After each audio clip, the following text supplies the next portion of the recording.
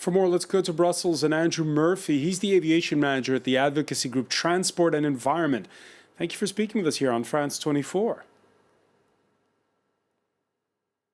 Good evening.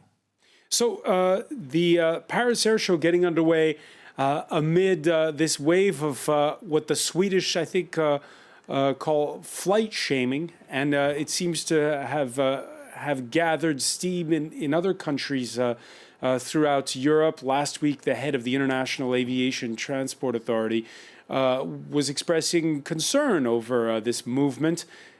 Your thoughts, how much of a blowback is there against air travel?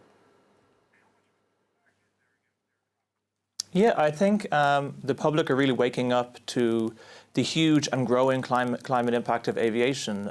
Taking a flight is the easiest way to fry the planet. Nothing really competes with the climate impact of flying. And governments really, for the last few decades, have failed to rein in aviation emissions. And so we see this no-fly or fly less campaign as essentially members of the public taking matters into their own hand. If governments aren't going to cut aviation emissions, the only way they can avoid causing aviation emissions is not flying themselves. There's been outcry over the fact that the Paris Climate Change Agreement doesn't bring into factor the fact that there is no tax on jet fuel. Your thoughts on that? Yeah, it's a really incredible situation for the aviation industry, and it's unique to Europe. In other parts of the world, the US, Japan, even Saudi Arabia, they tax kerosene used for aviation. In Europe, not a single member state does that. It not only has a significant climate impact, it makes flying cheaper. Pardon? Why is it that it's not taxed in Europe? Yeah, it goes back to some legal agreements which date back several decades. But actually, under European law, there is no barrier to member states deciding tomorrow that they want to start taxing kerosene. And we are seeing some of that leadership from European member states. President Macron and his party have expressed an interest in ending that tax exemption. And we're seeing similar statements from leaders in Germany, Netherlands, Sweden. There seems to be a real momentum behind this idea. And so we hope these governments can take steps in the next few months to end what we think is an enormous subsidy to this carbon-intensive mode of transport. Of course, the argument is that if you tax jet fuel, you're really going to be punishing the poor, those who travel on budget carriers. The rich will fly anyways. Yeah, I mean, I think we need to remember who are the frequent flyers. And in the UK, it's 15% of the population who are responsible for 70% of aviation emissions.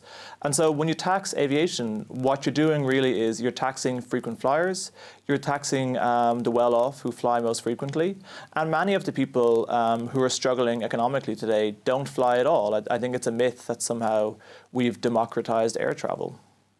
A myth that we've democratized air travel. What about schemes we've been hearing about, like, for instance, getting the airline companies to offset their carbon footprint by planting trees?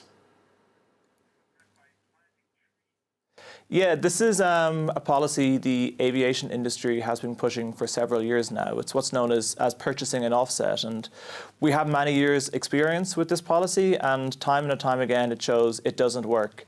Those trees that were planted, turns out they were burnt down.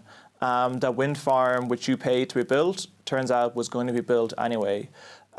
There's a reason a lot of governments are moving away from offsetting. So here in Europe, European governments have said they're not going to use offsetting to reach a 2030 target. Offsetting is a flawed climate tool, and it won't do one thing to help reduce the climate impact of aviation.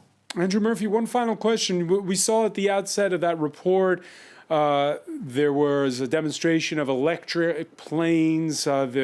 There seems to be work being done to make flying more efficient in terms of its carbon footprint.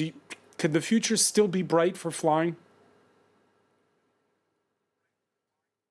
It can be. It's not going to come about, though, by voluntary measures by manufacturers like Boeing and Airbus.